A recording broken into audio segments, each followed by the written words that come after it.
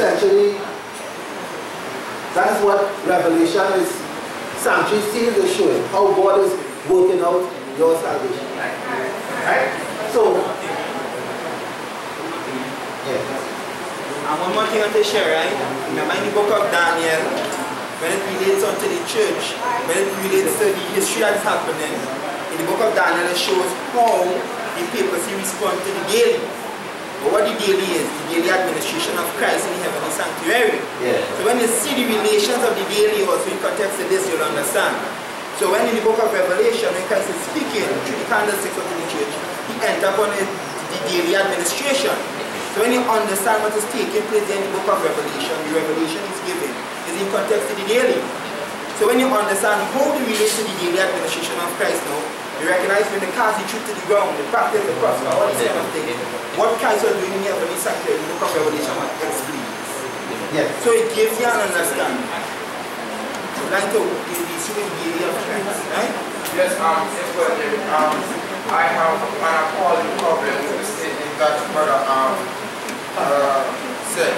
Well, however, I stand to be corrected because of my minute understanding of Revelation and the Peace of the Throne. Now, Sister White, in her writings, Testimonies to the Church, I think, or early writings, she only mentioned one throne. She never mentioned the fact that John saw a throne in the first apartment.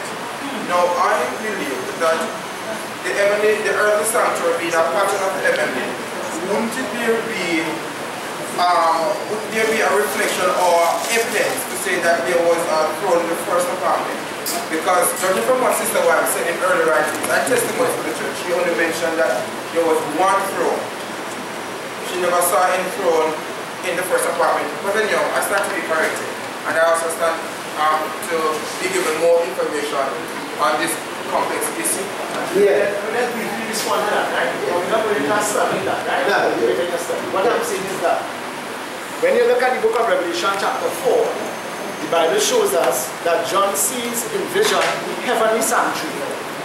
But God help us to understand which apartment John is seeing in heaven. How do we identify which apartment? We see the golden lampstands or the golden candlesticks.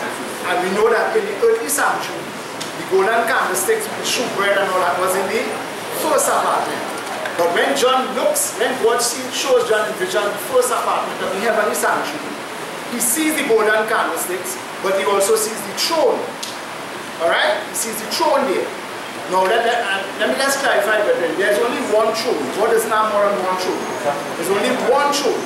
But according to the book of Daniel chapter 7, this throne is identified as having wheels.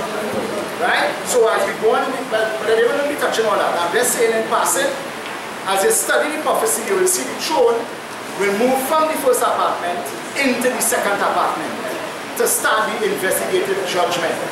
Right? And at what time would that happen? From 1844. Right? But that is just to clarify that part, right? You can talk a little more if you want. Yeah, we'll talk about it privately if you want, right? Because I understand your dilemma, so, right? Okay? I understand your dilemma. and this is something that I'm saying that from the view that what happened, we were discussing this from the line, right? Right? And we edified about it. So we'll be happy to share our findings with you. Okay? Right? But not to get into that right now. Yeah. As we speaking going along, right? Remember what God telling, make a sanctuary after the pattern I show you. After the pattern I show you the mount. What we need to understand from that, I said it's made after the pattern. It doesn't mean that when he given instruction how to make it, means that that is how it is. But in other words, when God tell him, make a sanctuary for me after the pattern he shows him, he tell him make it that way for particular knowledge should be given for. But most people say after the pattern means well right. Since after the pattern, the throne is in the second apartment, the first apartment are not throne and stuff, right? But then remember the sanctuary in heaven, because that's make as a pattern. That's to teach particular what? The tactic lesson and principle. It is not actually the literal thing.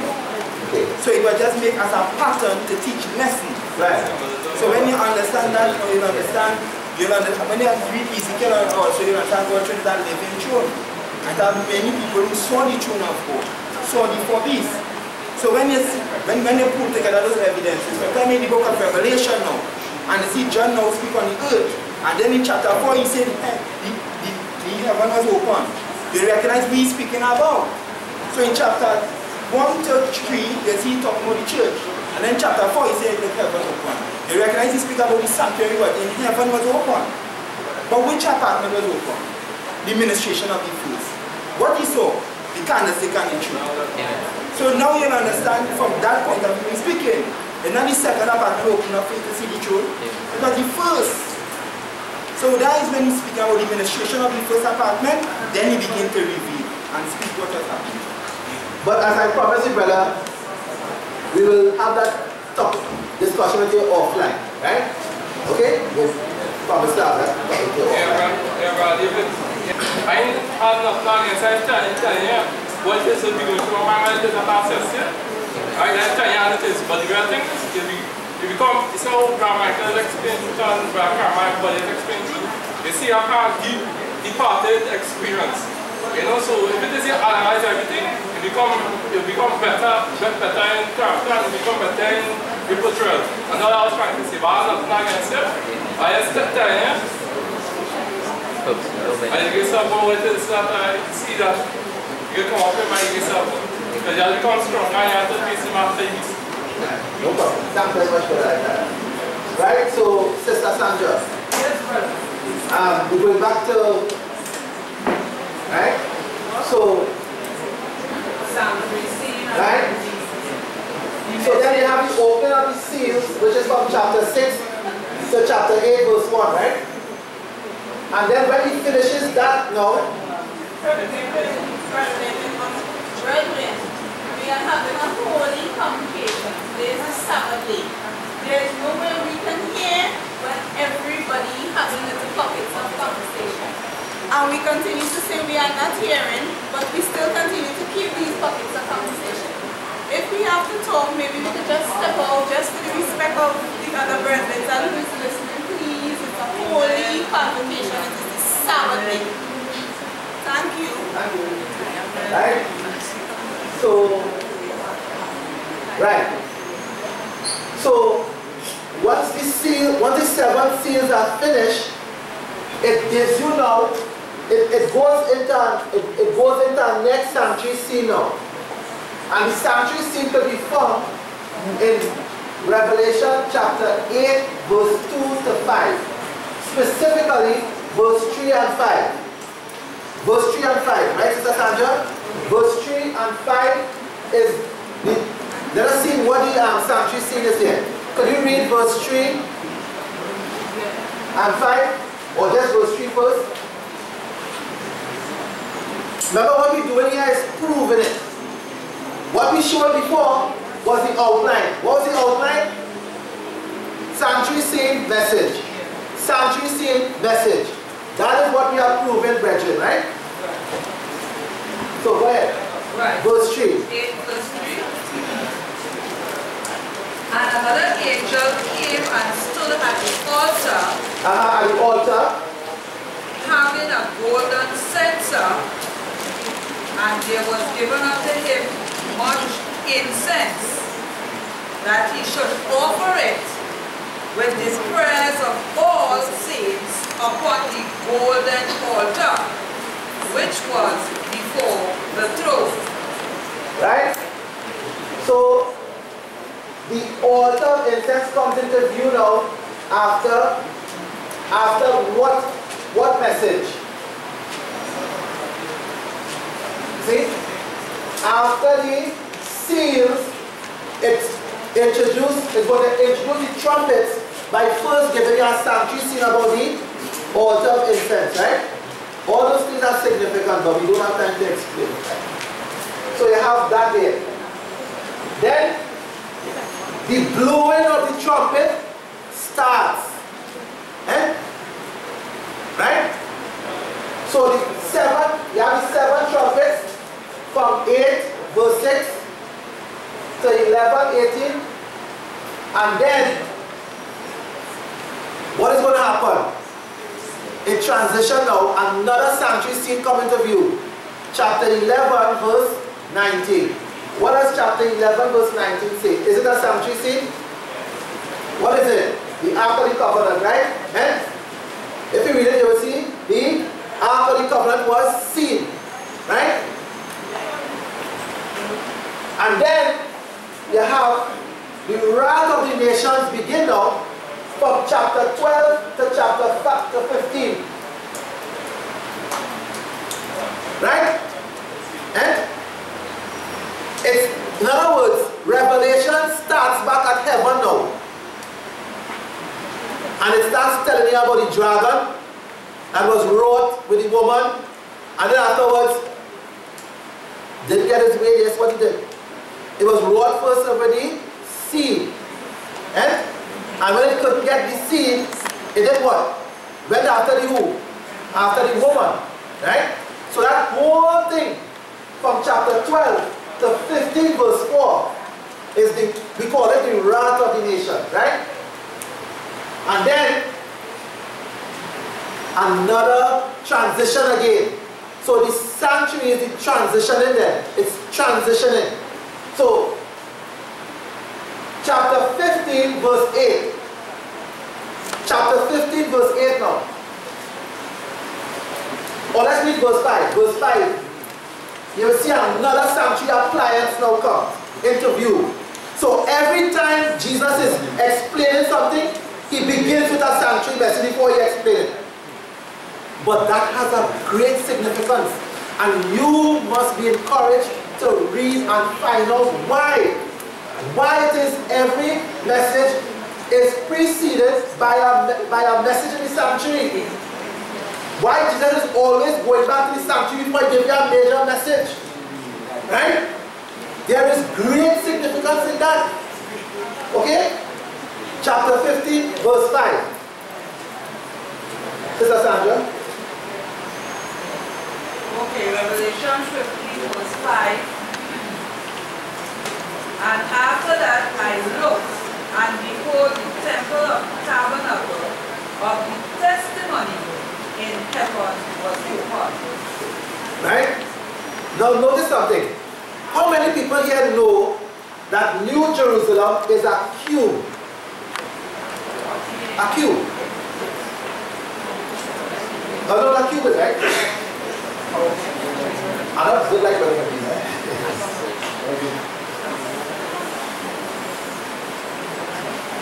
Right? It's a cube. Equal height, equal, right? Length and breadth. How many people do that? When you look at Revelation 21, you see that, eh? Is that coincidence? How many people know that the second apartment in the earthly sanctuary was a perfect cube? You all know that? Eh? Right? I think it's in 1 Kings 6:19, right? 1 Kings 6:19 has the description of Solomon's second apartment, right? But it is a perfect cube. Just like Revelation 21, perfect cube. Remember the new city, Jerusalem? It has what? 12 foundations or what? Yeah, named after the apostles, right? And it has 12 gates. Named after who? 12 tribes, right? You think those things are coincidence? Right? So, what I'm showing you is that even the very city, New Jerusalem, in itself is a sanctuary scene. Right? So let us go to the end now.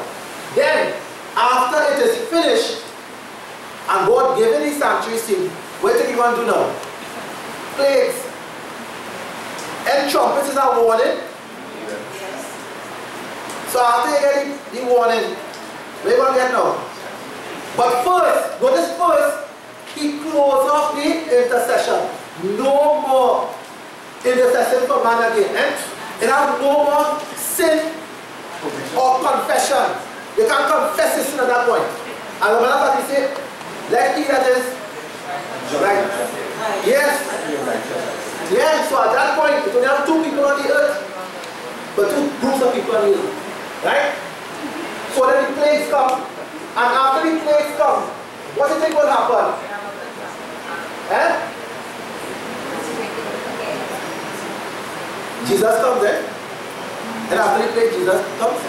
Second coming of Christ. And after the second coming of Christ, what do you do? Take it up and you will go where? You see, that is why the new Jerusalem comes into view. And then Revelation ends. So, Revelation is the great climax of Genesis chapter 3 verse 15. Genesis chapter 3 verse 15 is fully answered in Revelation. Right? Genesis chapter 3 verse 15 deals with the bruising of whose head? Revelation 20 shows you that. What will happen to Satan? That he will be destroyed. Anybody here ever see a sheep burnt into ashes and come back as a sheep? By natural means? Because a sheep have a reverse process. You all understand? Don't you know you have water, right? Water. Water. Water is H2O. You have liquid water. Right. You have liquid water. Then you have what? Steam. And you have ice. Eh? But then, after you cool water, it will turn to ice. But if you heat it up and come back into water, you ever see ashes turn back into a sheep? So why do you think God tell Moses to put ashes by this altar here? So the first thing you see when you enter the sanctuary is ashes. Why? Because ashes tells you that one, you should live in such a way, right, that you shouldn't sin. Ashes remind you not to sin. Sin-freeness. Sin-freeness is taught in the sanctuary by the ashes. Ashes telling you plain and bold that you should live, right? And it also telling you the second message, don't become like this. And Revelation also ends with some people walking on somebody's ashes. Remember Brother Pannible's study? So ashes was in the sanctuary. Why? To one, to remind you not to sin.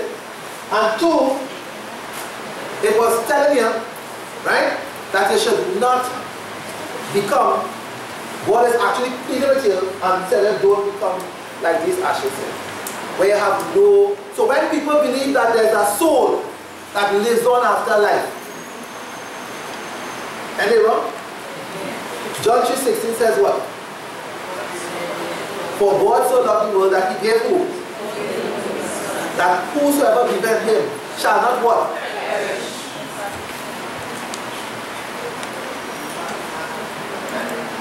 And we will be burnt if you don't obey.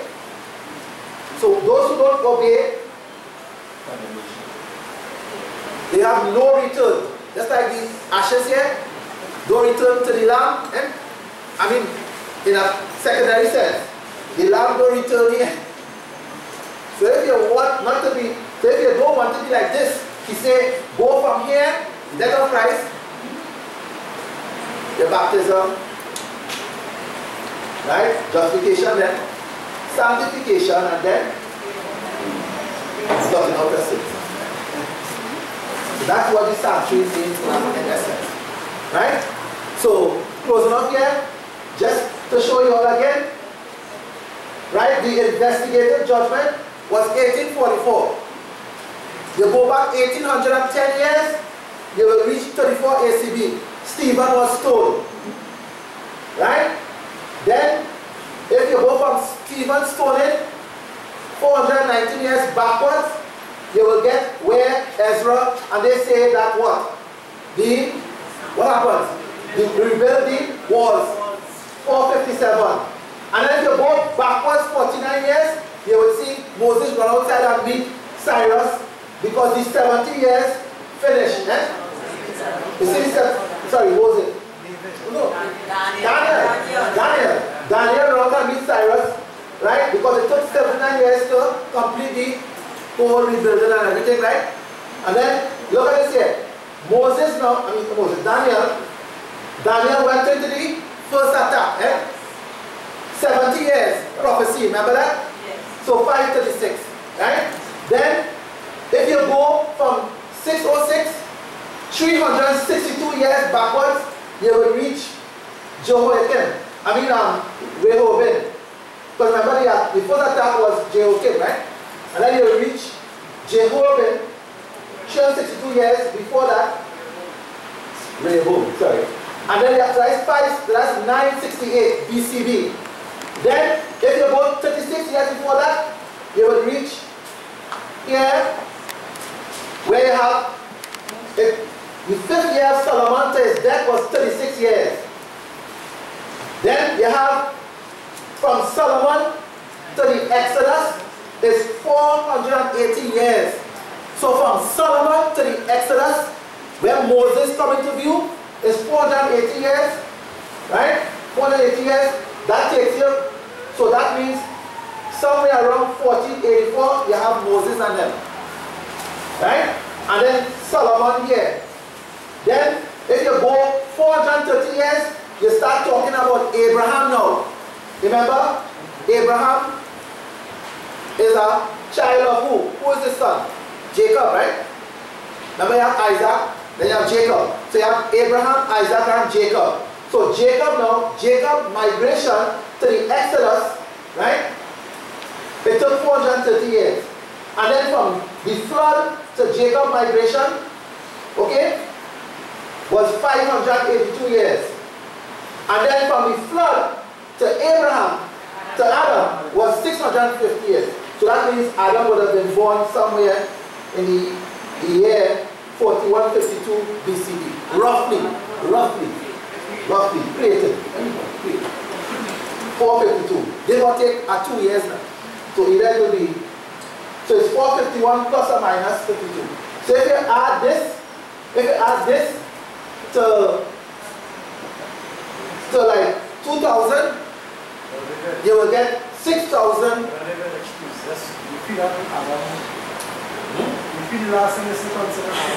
This would be from Adam to the flood.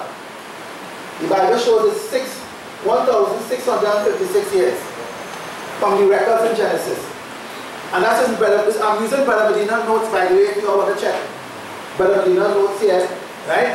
These years here come from the studies and you all would recognize these numbers here. But I just put it in a mathematical way now and show you how the numbers are corresponding. So that means the flood would have happened in 2456 BCE. 96 BCE, roughly. Plus or minus 2 years, right? Okay? Yeah? Yeah. But for you guys to make sure it will come from the biblical chronology. Right? And you get all these different calculations, addition and everything. But you just put it in this form. Yeah. Right? But if you go in the book, you'll be able to understand how it is you reach there. Yes, amen. Right. You can tell every addition, subtraction, etc. Amen. But let's put it like this for you all to get it in one place now, right? Okay? So you will see that the whole Bible is connected. The book of Revelation deals with this whole thing right here. Starting off with Genesis 3:15 and it goes straight to the investigative judgment. So the investigative judgment, it goes so the book of Revelation and the whole Bible is how man is reconciled back to God. Yeah? Well, look at right here. From Adam to Sister White Tangle. And it can go, so you can calculate actually, if you add 2,000 to this, you will see you will have 6,152. So in other words, we are here 6,000 something. People say 6,000 something, but you have a better approximation now. Average 6,000 years. Amen. It's defeat evolution. Right? So you all see that there. Right? Yeah. Okay, so that's it there. Let us use.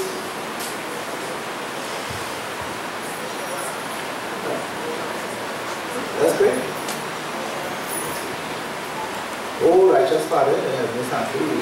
you on this very important Sabbath day.